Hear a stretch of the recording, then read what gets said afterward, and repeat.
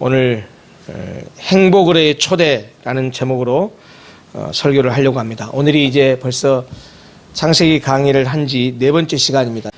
그 전전주에까지 들었던 말씀을 좀 상기하시면서 함께 말씀을 나눴으면 좋겠습니다. 여러분, 봄이 되면 벌과 나비들이 늘 꽃을 찾아 날아다닙니다. 그런데 벌나비가 이렇게 항상 꽃을 찾아 날아다니는 것처럼 인간도 늘 찾아다니는 것이 있습니다. 그것이 뭘까요? 행복입니다. 참으로 모든 인간은 벌나비가 꽃을 찾듯이 끊임없이 행복을 찾아다니는 것 같습니다. 아침마다 다람쥐 쳇바퀴 돌듯이 직장 생활을 하기 위해서 가게로 가고 일터로 가고 사업장으로 가고 하는 것도, 열심히 일하는 것도 결국은 돈을 벌어서 행복하기 위함입니다. 열심히 학생들이 공부하러 가는 것도 마찬가지고, 또 어떤 의미에서 여러분들이 오늘 주일날 예배당에 찾아와서 예배를 드리는 것도 어떤 의미에서는 행복을 찾기 위함일지 모릅니다. 그래서 그런지 모르겠지만 아리스토텔레스라고 하는 고대 그리스의 유명한 그 철학자도 형이상학 체계를 얘기하면서 인간의 행동에 대한 얘기를 하면서 모든 인간의 행동은 궁극적으로 행복을 목적으로 이루어지는 것이다. 가만히 곱씹어보면 그런 것 같아요. 그러니까 가끔 제가 이제 목회자 후보생들에게 강의하면서 그런 얘기합니다. 여러분들 왜 목사가 되려고 하십니까? 그러면 하나님 영광을 위해서 하나님 일하려고요. 그래서 제가 뒤통수 때리는 말을 이렇게 얘기합니다. 웃기는 얘기 하지 마십시오. 무슨 얼어 죽을 하나님의 영광입니까? 여러분들이 목회자로 헌신해서 하나님 일을 하고자 하는 이유가 뭔지 아십니까? 여러분들 행복하기 위함입니다. 여러분들은 하나님 말씀을 전하고 복음을 전하고 하나님 일을 하지 않으면 행복을 못 느끼는 사람들입니다. 그것을 해야만 행복을 느끼는 사람이기에 표면적으로는 하나님 영광을 위해서 일한다고 하지만 가만히 우리 인간의 내면을 보면 그러한 일을 통해서 내 행복과 기쁨과 참된 만족을 누리기 때문입니다. 라는 말을 하기도 했습니다. 여러분 어떻습니까? 제가 목사가 된 거, 여러분들이 이렇게 교회 와서 예배드리고 가는 것, 분명히 우리가 표면적 하나님 영광을 위해서 하는 것이죠. 그 틀린 말이 아닙니다. 그게 잘못됐다는 말이 아니고 내면적으로 우리를 보면 어떻다는 얘기입니까? 우리가 뭐 때문에 그래요? 여러분 사실 신앙생활이 행복하지 않으면 할 필요 있어요, 없어요? 없습니다. 자, 단언코 말씀드리는데 로고스 교회에 출석하는 것이 행복하지 않다. 오지 마십시오. 하나님을 믿는 것이 안 믿는 것보다 전혀 행복하지 않다. 뭐하러 믿습니까? 학교 다니는 학생들도 가끔 이제 휴학이나 자퇴를 하기 위해서 상담하러 와요. 저는 감히 얘기합니다. 너 지금 우리 학교 다니는 것이 행복하지 않니? 그러면 그만둬. 네가 다른 목표와 다른 꿈이 있니? 그럼 그 꿈을 위해서 가. 인간은 어떤 일을 하든지 간에 행복을 위해서 하는 것이지 행복이 아닌 다른 어떤 것을 위해서 일하는 것이 아닙니다. 돈을 버는 것도, 공부하는 것도, 일을 하는 것도 결국은 궁극적으로 행복을 위해서 하는 것이죠. 그러면 여러분, 모든 사람이 이렇게 행복을 추구하고 살지만 막상 사람들에게 당신 지금 행복하십니까? 지금 행복하십니까? 라고 물으면 선뜻 그래요, 나 참 행복해요 라고 말할 수 있는 사람은 그리 많지 않을 것 같습니다. 왜냐하면 행복이라는 것이요, 무지개와 같은 것 같아요. 분명히 있습니다. 있다고들 말합니다. 무엇을 하면, 무엇을 얻으면, 어디 가면 행복할 수 있다고 말합니다. 그래서 그 행복을 얻기 위해서 애쓰고 노력하고 그걸 잡기 위해서 가봅니다. 가보면 분명히 무지개가 있지만 무지개를 찾아도 가도 결국은 무지개가 잡히지 않고 언젠가는 무지개가 사라져 버리는 것처럼 행복이라는 것을 아무리 꿈꾸고 잡으려고 가도 또 잡았다고 생각을 했는데 또 막상 보면 행복은 내 손 안에서 언젠가 사라져 버리고 없어져 버리고 마는 것이 아닌가 하는 생각을 하게 됩니다. 도대체 왜 그럴까요? 인간이 궁극적으로 모든 행동 자체가 행복을 위해서 살아가는 것이라고 말을 하고 행복을 얻어야 진짜로 인간이 참된 만족과 기쁨을 누리고 살 텐데 도대체 어디로 가면 행복을 발견할 수 있고 무엇을 해야 행복을 누릴 수 있을까요? 창세기 강의 4번째 시간인 오늘 우리가 읽은 본문을 자세히 들여다보면 바로 그 해답을 찾을 수 있습니다.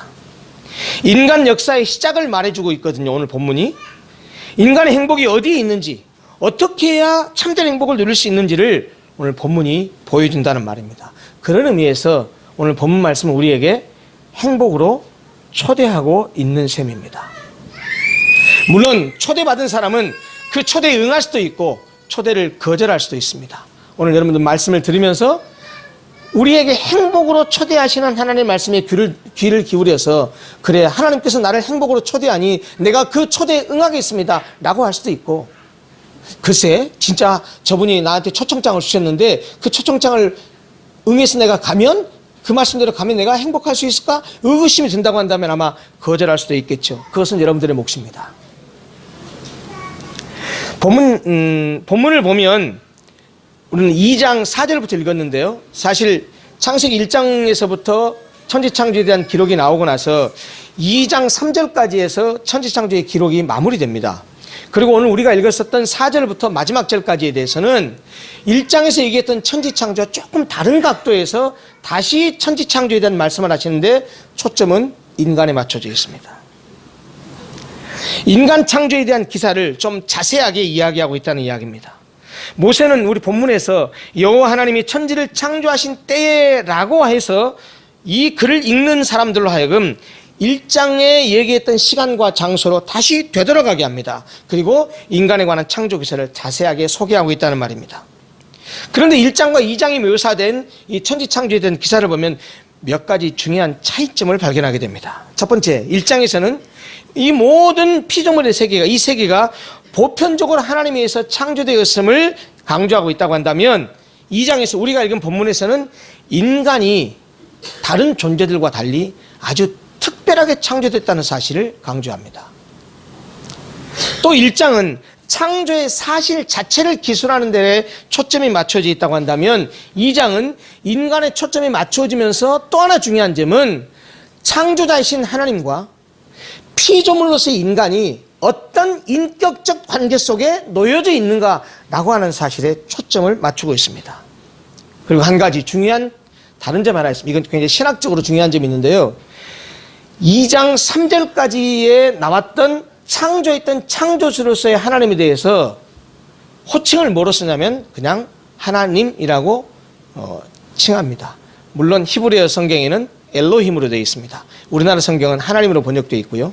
그리고 2장 4절부터 오늘 본문의 2장에서는요. 그 앞에 한 단어가 더 붙습니다. 여호와 하나님, 야훼 하나님이라고 한 글자가 더 붙습니다. 사실 하나님은 단순히 하나님을 얘기할 때는 일반적인 신을 가리킨다면 여호와는 성경이 말하고 있는 유일신, 성경이 말하고 있는 창조주, 성경이 말하고 있는 그 전능하신 그 하나님, 그분을 지칭하는 하나님의 이름입니다. 사실 하나님의 이름을 여호와라고 우리가 말은 하지만 사실 하나님의 이름이 정확하게 무엇인지는 모릅니다. 히브리어는 자음만 있지 모음이 없습니다. 쉽게 말하면 우리나라 기역, 니은, 디귿, 리을만 있지 아야, 어여는 없습니다. 다 자음으로만 되어 있습니다. 요즘에도 가끔 인터넷상에서 그런 글이 쓰이잖아요. 혹시 누구를 욕할 때 시옷, 비읍 이렇게 써놓으면 뭘 의미하는지 아시죠? 다 아시죠? 거기에 모음이 없지만 자음만 해놔도 우리 다 읽는단 말이에요. 예? 그런데 히브리어가 그래요. 그런데 히브리어가 그 네 글자거든요, 단어가. 여호와 하나님을 가리키는 그 단어가 네 글자의 자음으로 되어 있는데 모음이 없어서 읽기도 어렵지만 이스라엘 사람들은, 유대인들은 하나님의 이름을 망령되이 일컫지 말라는 그 계명을 지나치게 적용한 나머지 성경에 기록된 그 네 글자의 하나님의 이름을 발음하는 것을 허용하지 않았습니다. 그래서 그 문자가 나오면 분명히 하나님인데, 하나님 이름인데 문자가 나오면 어떻게 읽었느냐, 그것을 주인이라는 의미로 히브리어로 아도나이라고 읽었습니다. 아도나이. 그 아도나이가 하면 아도나이 그러면 모음이 아, 도의 오, 그 다음에 나이의 아, 이의 이 모음이 있잖아요. 이 모음을 히브리어 그 야훼의 그 자음으로 된 거기다가 붙이면 발음이 어떻게 유사하게 나오냐면 야훼, 여호와, 야훼, 제호바 이런 식으로 발음이 돼요. 그래서 그것을 여호와라고 쓰고 있지만 성경학자들은 그 모음을 갖다 붙이면 가장 우리 글로 고쳤을 때 발음이 유사한 발음은 야훼 또는 야훼라고 말합니다. 그래서 요즘에 번역된 성경을 보면, 새롭게 번역된 성경은 여호와를 야훼 또는 야훼라고 번역하는 그런 성경도 있습니다. 이단이 번역한 게 아닙니다. 그것이 오히려 히브리어 발음을 모음을 붙였을 때 더 가까운 발음이라고 학자들은 그렇게 이야기를 합니다. 중요한 것은 여호와 이름이, 하나님 이름이 무엇이냐, 그게 중요한 게 아니고요. 여호와가 의미하는 게 뭐냐면, 여호와라는 이름이 하나님 당신이 가르쳐준 이름이에요. 언제 가르쳐줍니까? 그 이스라엘 백성들을 출애굽시키기 위해서 하나님께서 모세를 부르는데, 양치기를 하고 있던 그 하나님께 모세를 불러서 호렙산에서 그를 불러서 애굽으로 가서 탈출시켜라 라고 사명을 부여하시는데, 그때 모세와 오갔던 대화와 내용 가운데 모세야 가라, 하나님 저 못 갑니다, 말도 못하고요, 가면 저 죽습니다, 가라니까 네 형 아론을 붙여줄게. 좋습니다 하나님, 내가 갈 텐데요, 가서 야 나 따라서 가자 라고 하면, 야 너 누군데 우리한테 가자고 하는 거야 라고 이스라엘 백성들 하면 뭐라고 합니까? 니들 조상이 하나님이 보내서 왔다고 해. 조상이 누구냐고 물으면요, 아브라함의 하나님, 이삭의 하나님, 야곱의 하나님 보내서 왔다고 해. 하나님, 근데 그러면 그들이 그 하나님 이름이 뭐냐? 라고 나한테 물으면 제가 뭐라고 대답해야 합니까? 라고 했을 때 하나님께서 가르쳐준 말씀이 뭡니까? 출애굽기 3장 14절에 나는 스스로 있는 자니라. 영어 성경에는 I am who I am 이렇게 번역이 되어 있죠. 우리나라 성경에는 나는 스스로 있는 자니라 라고 번역을 했는데, 직역하면요, 나는 나다. 나는 있음이다. 나는 존재하는 그런 존재다. 그런 말입니다. 사실 이 야훼라고 하는 말, 여호와라고 하는 말이 방금 말씀드렸듯이 스스로 있는 존재라는 얘기예요. 그러니까 사실 여러분, 우리가 하나님의 창조자로서 하나님에 대한 얘기를 하면 이런 말을 해요. 보통 사람들이 하나님께서 온 우주 만물을 창조하셨다라고 말하면, 논리적으로 얘기하면, 이제 변증을 하면 말이죠, 그 말을 가만히 듣고 있다가 나중에 그 안 믿는 사람들이 되묻는 말이 이런 질문을 가끔 합니다. 그래, 좋소, 하나님은 온 우주 만물을 다 만들었다고 칩시다. 그러면 하나님은 누가 만들었어요? 꼭 이런 질문을 합니다. 근데 여러분, 그게 스스로 존재하는 존재라는 것을 이해 못하는 사람이에요. 여러분, 만약에 자, 이게 하나님입니다. 이 하나님이 온 우주 만물을 만들었습니다. 그러니까 뭐라고 물으냐면, 그러면 이 하나님은 누가 만들었냐라고 얘기했을 때, 좋아요, 이 하나님을 만든 존재가 있다고 칩시다. 이것이 이 하나님 만든 존재라고 칩시다. 그러면 여러분, 이 하나님 만든 존재가 있다라고 하는 순간 이건 하나님이 아닙니다. 하나님일 수가 없습니다.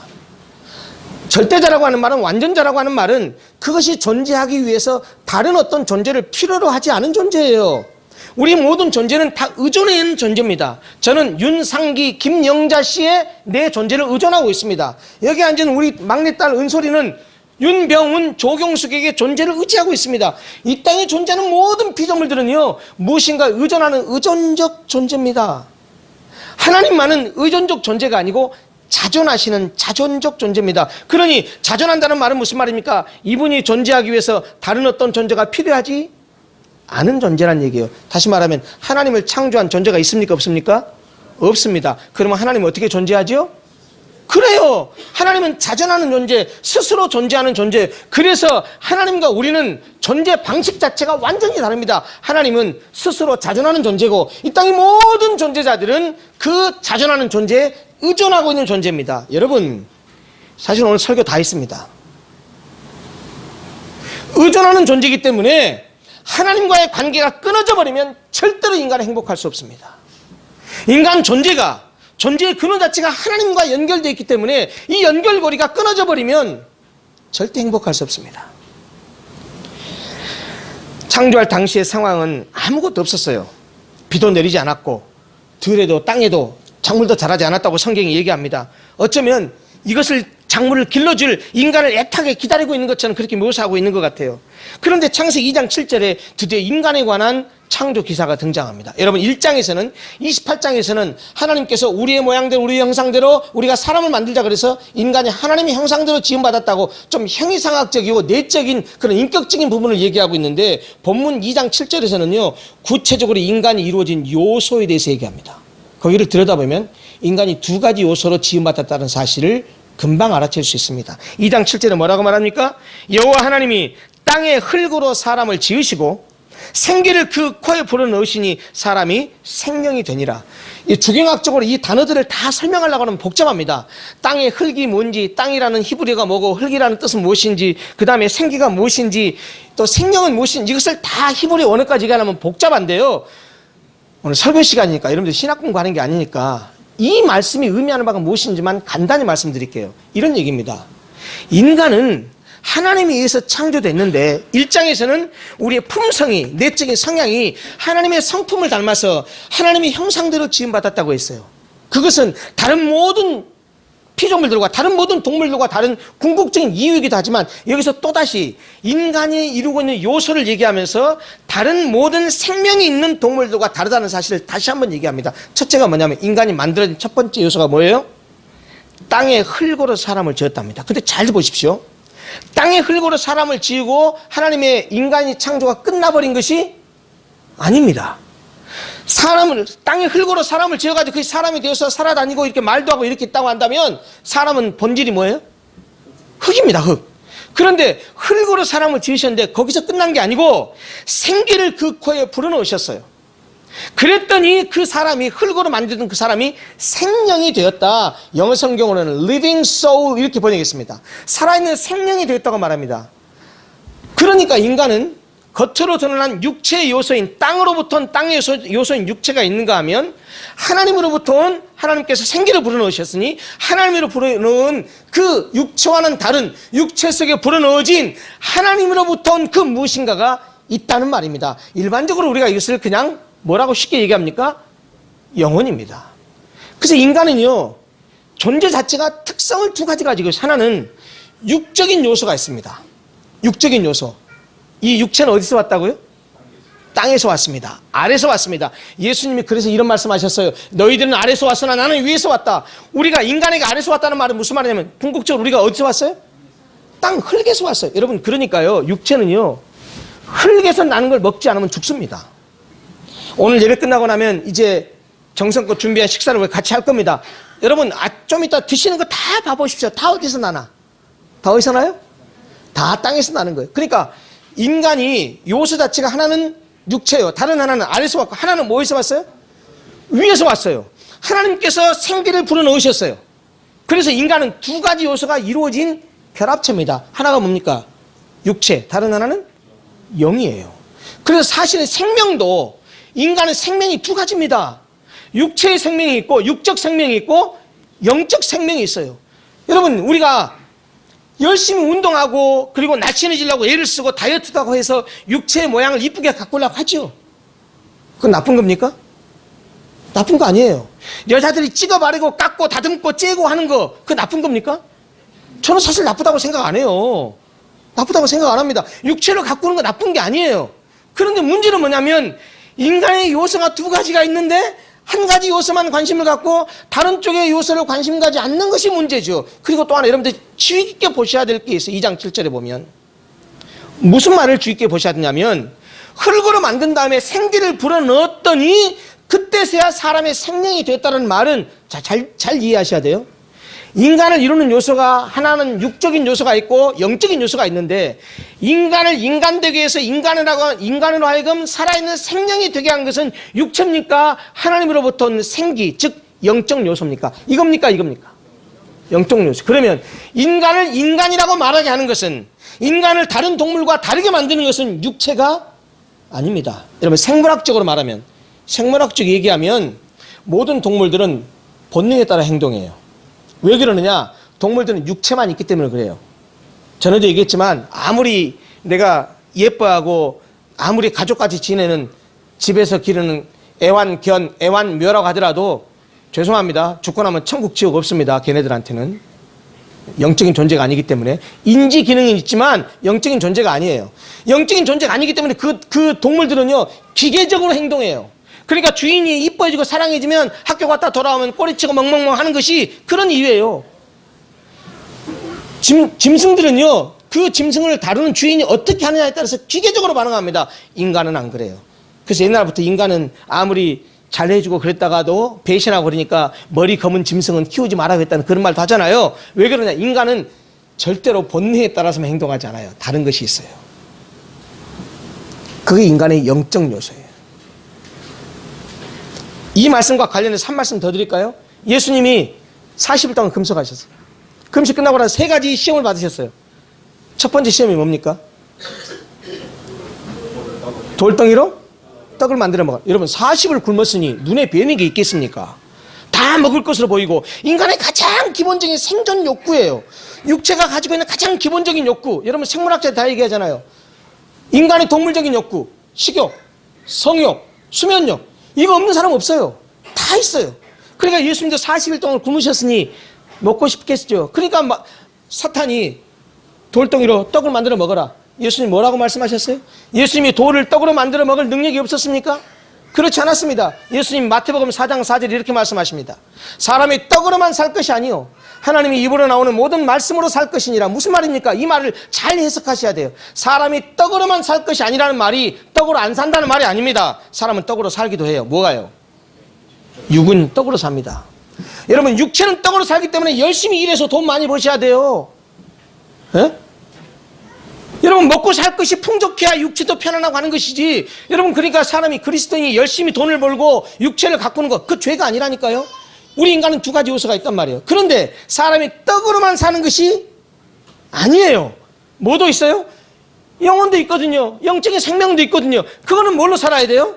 위에서부터 왔기 때문에 위에서 오는 것으로부터 양분을 공급받아야 돼요. 그러니 육체는 떡으로 먹고 살지만, 아래서 오는 걸 먹고 살지만, 영혼은 위에서부터 오는 하나님의 말씀을 먹고 살아야 사람이 살 수 있고 건강할 수 있어요. 여러분 그래서 제가 고등학교 1학년 여름방학 때 은혜 받으면서 예수를 그때 인격적으로 만날 때 충격받았던 말씀이 뭐예요? 오늘 공교롭게 아침에 교회에 오는데 그 말씀하신 그 목사님이 전화 왔어요. 한동안 전화를 안 하시다 오늘 전화하셨는데 그분이 그 수련회 중에 이런 말씀하신 제가 얼마나 그 말에 충격받고 회개했는지 몰라요. 사람이 어떻게 하나님 말씀 없이 살 수 있느냐. 그런데 사람들이 어리석어서 안 죽기 위해서 하루에 밥 3끼는 꼬박꼬박 찾아 처먹으면서 꼭 그렇게 말씀하셨어요. 하루에 밥 3끼는 꼬박꼬박 찾아 처먹으면서 하루는 고사하고 일주일 내내 말씀 한 구절 안 보면 죽으려고 환장한 사람이다. 뭐가? 영이. 여러분 신앙생활은 육적 생활이 아니에요. 영적 생활이에요. 내적 생활이에요. 내적인 건강 상태가 좋지 못하면 절대로 신앙생활 제대로 못합니다. 행복으로 하나님이 초대하셨다는 말이 인간을 창조할 때부터 어떻게 해야 인간이 행복할 수 있다는 사실을 미리 암시해줬냐? 우리가 어디와 연결되어 있어야 돼요? 하나님과 위와 연결되어 있어야 돼요. 그 연결이 끊겨버리면 인간은 절대 행복할 수가 없습니다. 제가 이 구절을 미국 유학 시절에 내가 섬기던 그 교회 목사님의 캐치프레이즈로 처음 들었어요. 근데 보면서 야, 참 기가 막힌 표현이다 그랬어요. 그 표현이 뭔지 아세요? 인생의 방황은 하나님을 만나면 끝나고 신앙의 방황은 그 교회를 만나면 끝난다. 그러니까 우리 교회 이름 붙이면 이렇게 되는 거죠. 인생의 방황은 하나님을 만나면 끝나고 신앙의 방황은 로고스 교회를 만나면 끝난다. 인생의 방황은 하나님을 만나면 진짜 끝나거든요. 우리가 인생을 막 어렵게 살고 힘들게 살고 방황하고 살고 어디로 가야 될지 모르고 사는 이유가 뭐느냐?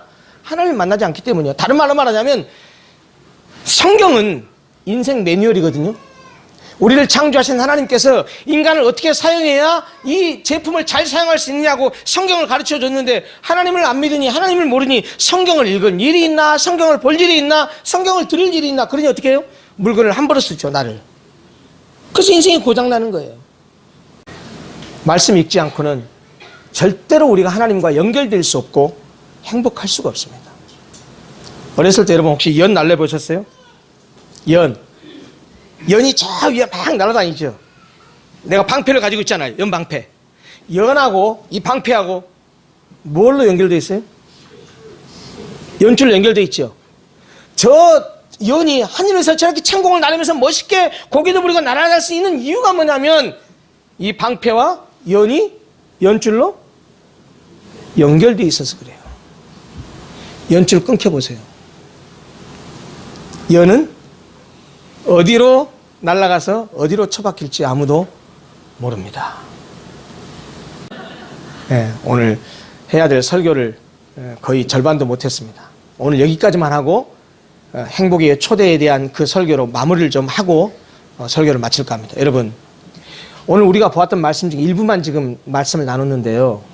하나님께서 우리 인간을 창조하실 때 단순히 육체만 가진 동물적인 존재로 창조하지 않았다는 사실을 꼭 기억하십시오. 우리는 영적인 존재로 창조됐어요.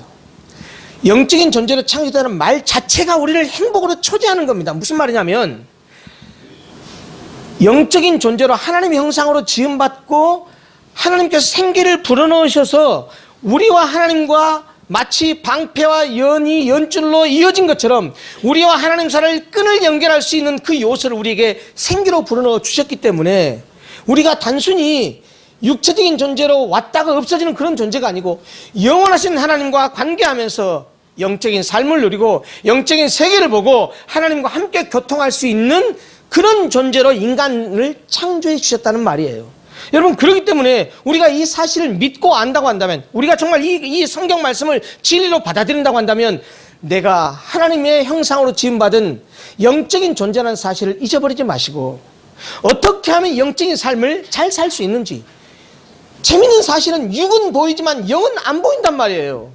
그러니까 너무 눈에 보이는 이 비주얼한 세계에 익숙해진 현대인들은 눈에 보이는 것에 집착해 있어요.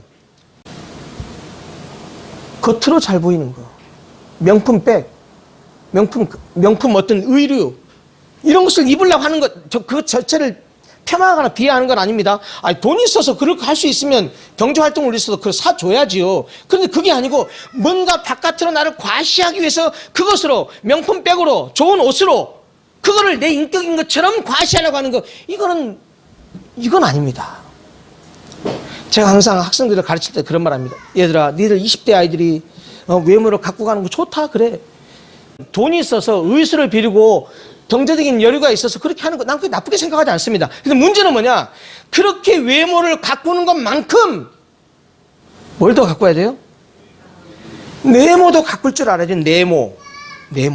외모를 가꾸는 만큼 내모도 가꿔야죠. 예? 얼굴도 예쁘게 마사지도 하고 깎기도 하고 다듬기도 하고, 예? 네일 아트도 하고 좋은 옷도 있고 좋은 거 있죠. 그건 나쁘게 생각 안 한다니까요. 미를 추구하는 것은요 인간의 본능 중에 하나예요. 근데 문제는 뭐냐? 겉으로 드러나 보이는 것만 추구하고 내적인 것은 망가져 있다고 한다면 얼마나 그거 우스운 겁니까? 여러분, 아무리 사람이 유명하고 능력이 있고 실력이 있다고 해도 그 사람이 내적인 것이 망가져 있다고 한다면 그것을 과연 아름답다고 말할 수 있나요? 여러분, 우리 제발 겉으로 보이는 것만 보지 맙시다. 예? 겉으로 보이는 것만 보지 맙시다. 왜냐하면 우리 인간은요 절대로 겉으로 나타나는 것에 진정한 행복을 누리는 게 아니에요. 내적으로 하나님과 영적인 관계 속에서 그분과 연결돼서 참된 평화와 안식을 누릴 줄 알아야 진짜 기쁨과 평화와 위로가 있지, 겉으로 느끼는 것은 한계가 있다는 거예요. 사랑하는 성도 여러분, 먼저 한 가지만 기억합시다. 하나님께서 우리를 행복으로 초대한 첫 번째가 뭔지 아십니까? 인간을 영적인 존재로 창조하셨다는 거예요. 그래서 하나님과 교통할 수 있는 특권을 주셨다는 거예요. 여러분, 이렇게 하나님께서 우리를 인격적으로 교제하기를 원하셔서 우리를 초대하셨는데 그걸 거부하시겠습니까?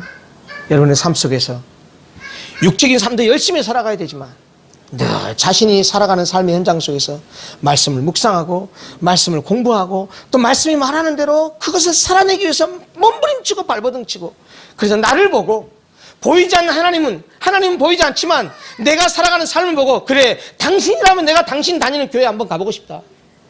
당신같이 믿는 그런 종교라고 한다면 나도 한번 믿어보고 싶다. 이런 거룩한 삶을 통해서 진짜로 하나님께 영광 돌리는 우리 모든 성도가 됐으면 좋겠습니다. 우리 교회가 그런 교회가 되어서 이 송도 지역에 많은 영혼들에게 영향력을 미치는 그런 교회가 되기를 바랍니다. 기도하겠습니다.